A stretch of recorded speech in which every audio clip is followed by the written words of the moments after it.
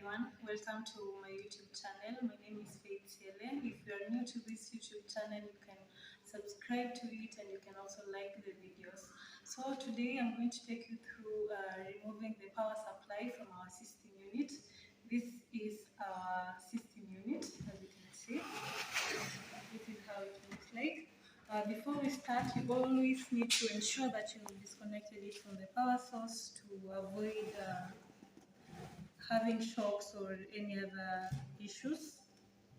So before we begin, we are going to remove the case.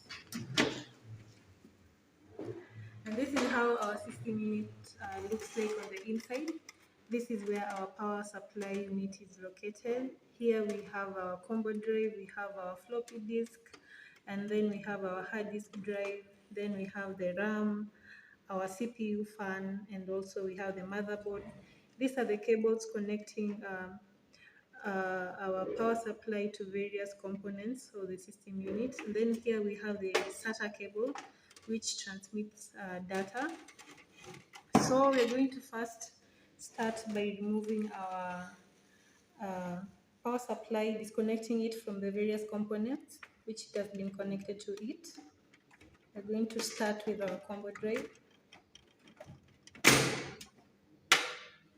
Next, we're going to go to our hard disk drive, our motherboard, then our motherboard. Then, as you can see also from this part, it has been connected with screws. We're going to remove them.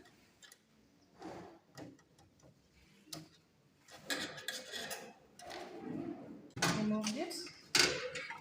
And this is how our power supply looks like. You can see these are the cables which connect to various components for it to transmit power. Yeah, you can remove it. Maybe you want to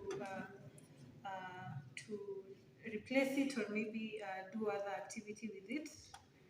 So that is how you remove it. So we're going to place it back, and you need to ensure that you carefully place it back in place so that when you are taking back the screws, they're going to be in place. So we're going to start by taking back the screws and ensuring that it's in place.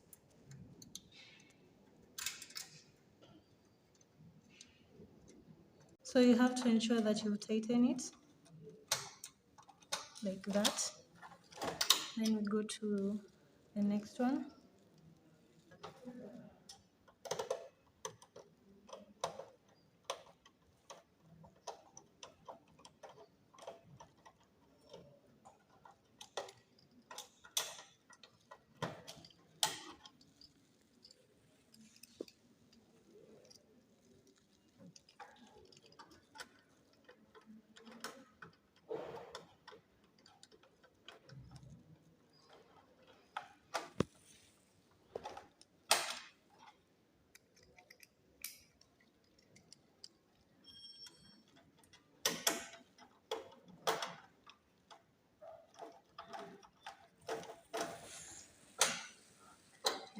So after you're done with that, you're going to connect them back to the various components. So we'll start with the combo drive. It's now in place.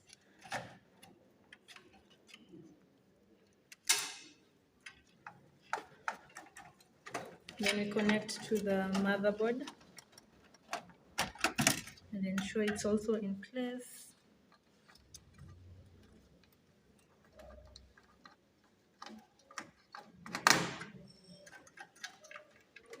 Then again our hard disk drive.